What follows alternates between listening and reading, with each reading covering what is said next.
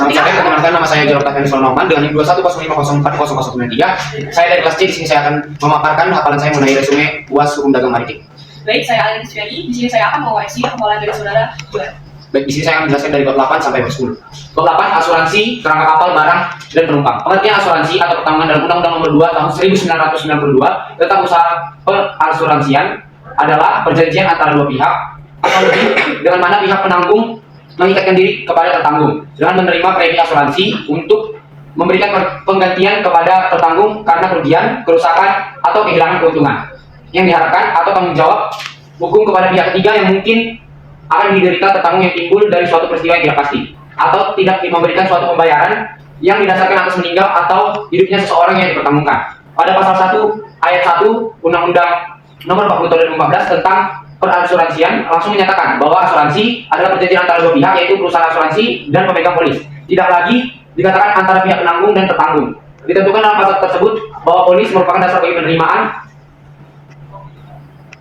antara pihak penanggung dan tertanggung. Ditentukan dalam pasal tersebut bahwa polis merupakan dasar bagi penerimaan premi oleh perusahaan asuransi sebagai imbalan untuk mengatasi risiko kehilangan, kerusakan, kerugian terhadap harta benda tersebut. Maka teori tujuan yang berlaku dalam kegiatan perasuransian adalah teori pengalihan risiko. Dengan berlakunya teori pengalihan risiko, maka masing-masing pihak, yakni penanggung atau tertanggung, memiliki hak dan kewajiban. Teori pengalihan risiko dalam asuransi yang menyatakan bahwa tertanggung menyadari bahwa ada ancaman biaya terhadap harta kekayaan miliknya atau terhadap jiwanya untuk mengurangi atau menghilangkan beban risiko tersebut. Pihak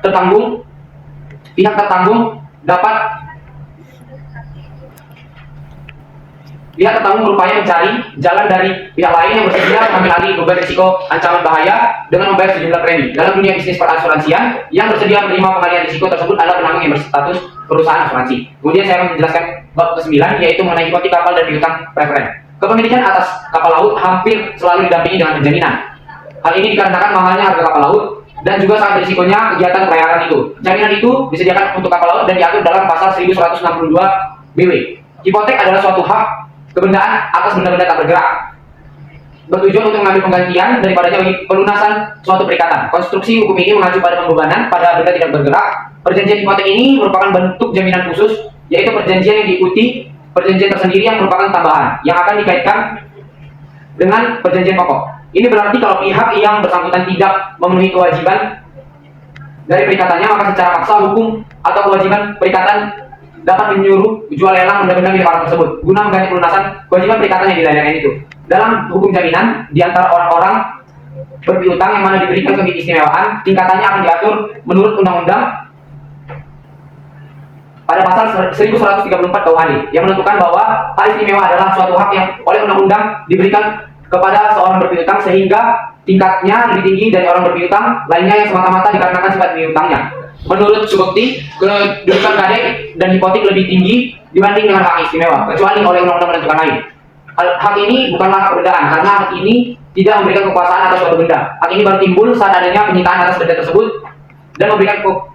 dan harta debitur tidak mencukupi untuk membayar semua utangnya. Bisa diartikan bahwasanya hak tersebut di atas muncul saat terjadinya pailit atas debitur. Hak istimewa juga diberikan oleh undang-undang karena merupakan suatu hak yang dapat ditagih berdasarkan sifat piutangnya. Berbeda dengan gadai dan hipotek, yang dimana keduanya termasuk juga tanggungan atas tanah. Kemudian dimana keduanya adalah hak kebendaan yang muncul karena diperjanjikan terlebih dahulu dan pelunasannya tidak didahului oleh adanya keadaan pailit besar.